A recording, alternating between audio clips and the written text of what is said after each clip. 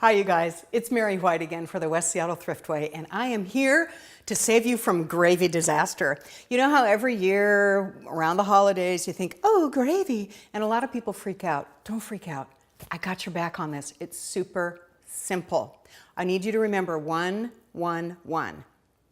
1 part flour, 1 part fat, a cup of liquid, and you have gravy. I'll show you how this works.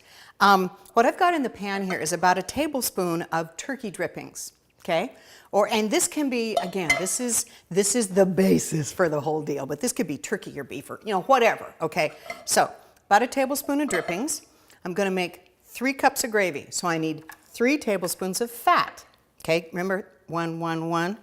So, 1 tablespoon, 2 more tablespoons, okay? A little butter. It could be olive oil, it could be bacon fat, it could be whatever kind of fat you have hanging around that's going to go with what you're making the gravy for, okay? So we let the butter get all melty, and then, because I'm using 3 tablespoons of fat, I'm going to use 3 tablespoons of flour, okay? And this is where y'all get in trouble, so pay attention. This is where you want to start using your whisk.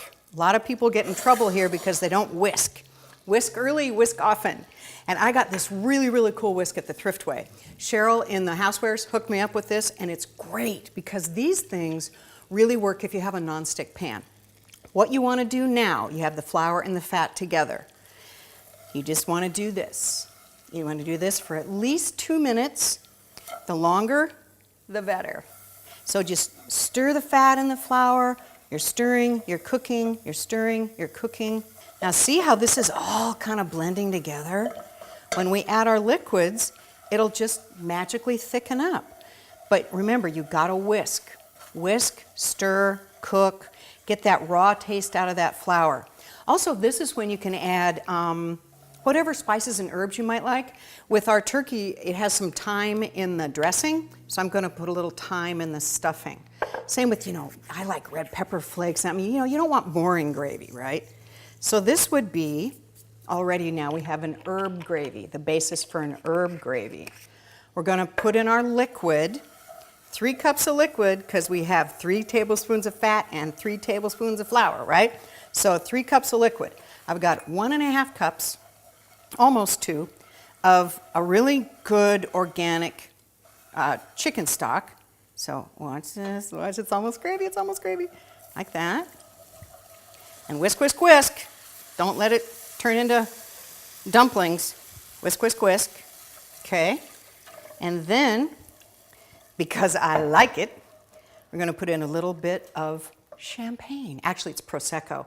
But don't you love that?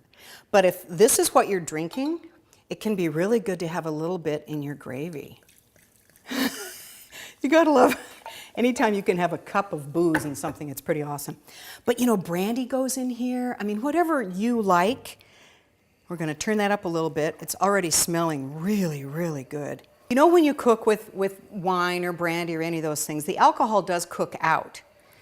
And so you're just left with that beautiful flavor. So I don't know if you guys can see this, but it is silky goodness over here. A little bit more champagne.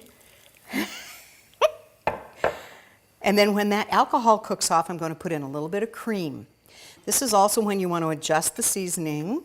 Make sure it's, salty and good and all that kind of stuff. But you guys, literally, look at that. It's gravy. It's gravy. Super, super simple. And now, super rich. God, I love cream. Don't you just love cream?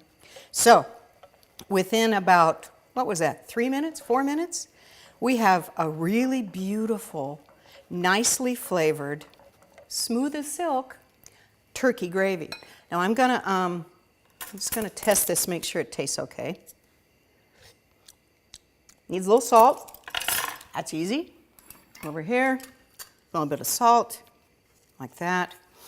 That wine gives it a really nice, clean flavor too. It's kind of fresh, and then the cream just makes it, delicious. So there's that. There's that. And then when you put this in the gravy boat, you might want to sprinkle, fresh herbs on top or a little bit more thyme, whatever you want to do. The point is, once you guys Get over your fear of gravy, because a lot of people have it, and realize that as long as you whisk, as long as you cook that butter and that flour, and you whisk like a crazy person, you, my friends, will have delicious gravy. Thanks to my friends at the West Seattle Thriftway. So this recipe is on the West Seattle Thriftway website and on my website, thepantryraid.com. But you guys, get some gravy. You deserve it. It's delicious. See ya.